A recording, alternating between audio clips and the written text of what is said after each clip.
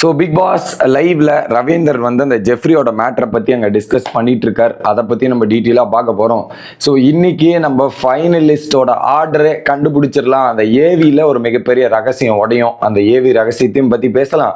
அதுக்கப்புறம் இந்த ஃபைனலிஸ்ட்டை பற்றியும் ஜாக்லினை பற்றியும் ஒரு சில விஷயங்கள் டாக்ஸ் போயிட்டு இருந்தது. அது என்ன ஏதுன்றதை டீட்டெயிலாக பார்த்துடலாம். வணக்கம் மக்களே, நேஷனல் உச்சிலிருந்து உங்கள் மணிவண்ணன். சேனலுக்கு புதுசாக இருந்தீங்கன்னா சப்ஸ்கிரைப் பண்ணிருங்க. வீடியோவை பல பேர் பார்க்குறீங்க மக்களே. லைக் போட்டு வீடியோ பார்த்தா நல்லா இருக்கும். கண்டென்ட்டுக்குள்ள போயிடலாம் அப்படின்றது தான். ஸோ ஆக்சுவலாக நேற்று திட்டம் போட்டு ஜாக்லினை அந்த டாப் 5ல வரக்கூடாது. ஆக்சுவலாக ஒரு மிட் வீக் எவிக்ஷன் இருக்க வேண்டியது. ஸோ இதுதான் கடைசி கட்டம், ஜாக்லினை முடிச்சு விட்ருவோன்ற மாதிரி முடிச்சு விட்டாங்க. அதான் சொல்கிறேன், ஓட்டுப்படி ஜாக்லினை எவிக் பண்ண முடியாது.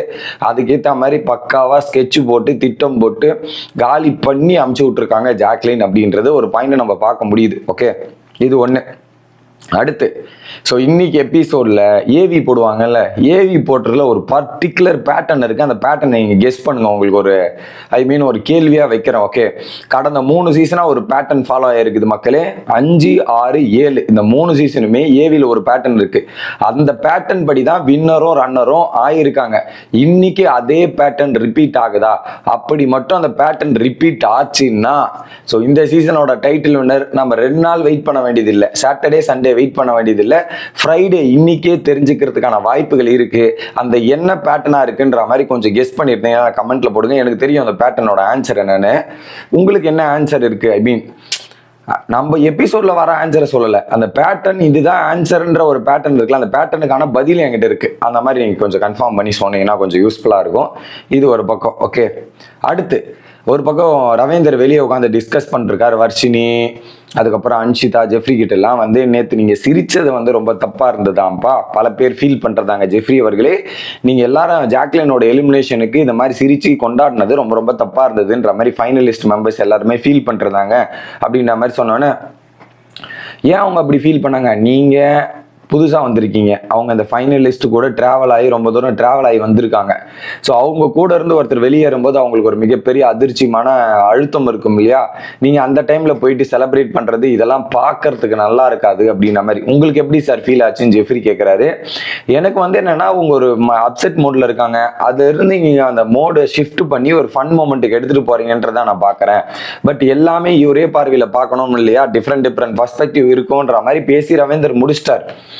But it was not acceptable behaviour அப்படின்னு. ஏன்பா நேற்று நைட்டு போய் இடுப்பை கிள்னாரு, எப்படி தர்ஷா வாஷ் பண்ணிருக்காங்க, அப்படியே இடுப்பை கிள்ட்டு போறாரு. ஜெஃப்ரி நல்லா பண்றீங்க, எனக்கு இப்பதான் தெரியுது. அர்ணவ் கேட்டதுல எந்த விதமான தப்புமே இல்லைன்னு இப்போ புரியுதுடா. அர்ணவ் கேட்டதுல அர்ணவ் பண்ணது கேட்டுக்கூடாது நானே சொல்லியிருந்தேன். ஆனா அர்ணவ் கேட்டதுல எந்த விதமான தப்பும் இல்லைன்ற மாதிரி நீங்க ப்ரூவ் பண்றீங்க. நிமிடத்துக்கு நிமிடம் நீங்களே ப்ரூவ் பண்றீங்க. பட் இருந்தாலும் அர்ணவ் கேட்டது தப்பு தான், அதுக்குன்னு முட்டெல்லாம் கொடுக்க முடியாது.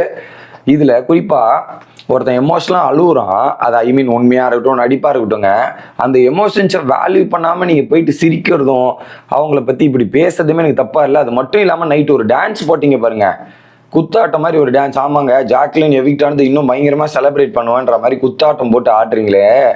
ஸோ நீங்களாம் என்னடா இது? இதெல்லாம் இல்லை. உங்க டீம்ல இருந்து ஒரு நபர், எப்படி உங்க டீம்ல இருந்து ஒரு நபர் எலிமினேட் ஆன உடனே குத்தாட்டம் போட்டா உங்களுக்கு எப்படா இருக்கும்? அப்போ சிரிப்பீங்களாடா? உட்காந்துட்டு என்ஜாய் பண்ணி சிரிப்பீங்க. நானும் வந்து ஆடுறேன்டா வாடா அப்படின்ற மாதிரி ஆடுவீங்களா? புரியல. ஸோ ஒருத்தனோட எமோஷன்ஸ் வலியும் புரிஞ்சிக்காம அடுத்தவங்களை சிரிக்கிறீங்களே, ரொம்ப கேவலமா இருக்குடா டே. ரொம்ப கேவலத்தின் உச்சகட்டம் நேற்று ஜெஃப்ரி பண்ணது.